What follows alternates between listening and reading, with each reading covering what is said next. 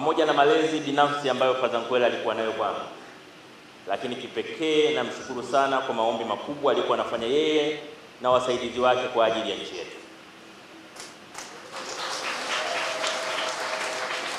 Yeye binafsi alikuwa na sala zaidi ya 30 za kuiombea Tanzania.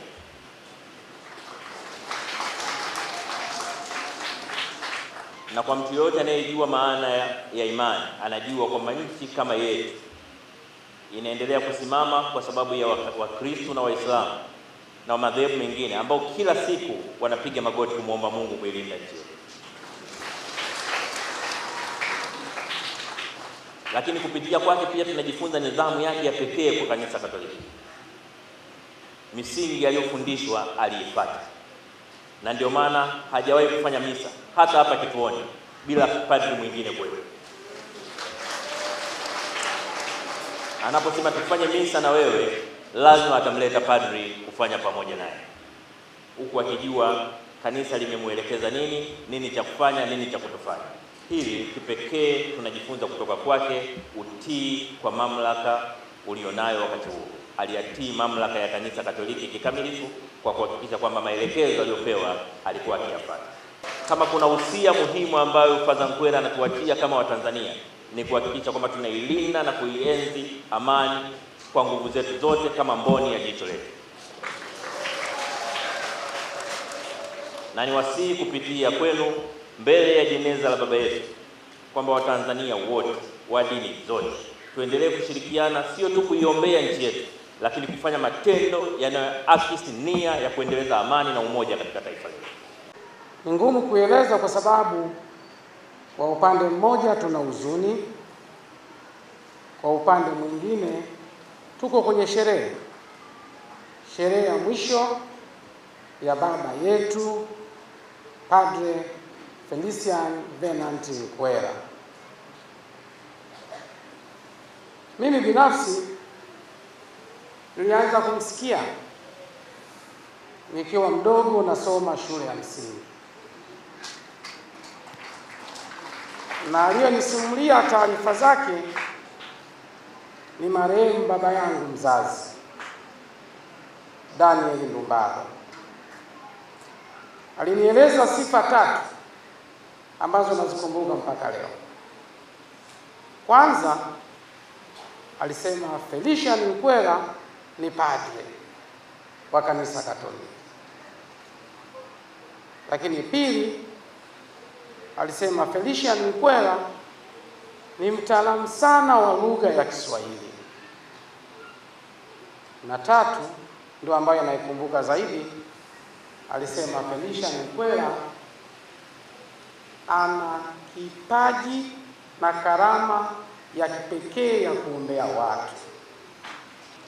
Kwa sisi ambao tunafahamu kazi zake ambazo ametumwa na Mungu, ametumwa na mama, leo ni siku ya sherehe, na kufanikiwa kushiriki sherehe ya leo ni swala la kumshukuru sana Mungu. Mtu huyu alikuwa ni muombeaji, mwokozi wa roho za watu.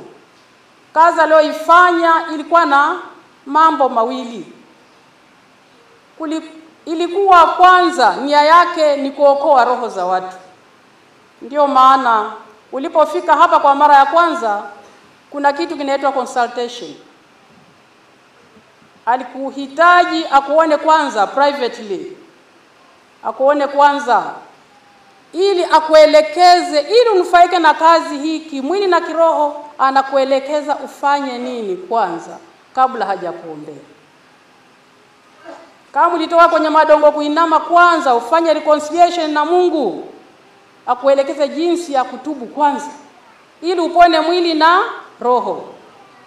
Alafu akishakuelekeza ukawa sawa kiroho, ndipo sasa inafuata huduma ya uponyaji wa mwili wako. Na Mungu alifanya mengi sana kupitia mtu huyu. Mbingu inaanzia hapa hapa.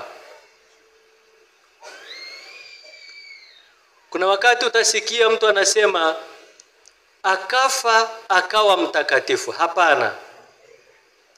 Akawa mtakatifu, akafa kama mtakatifu. Utakatifu tunapaswa kuutengeneza hapa kwenye maisha yetu sasa. Atakayetangaza kwamba mtu ni mtakatifu na atakayesema kama baba huyu ni mtakatifu akatangazia watu, ni mamlaka za juu za kanisa.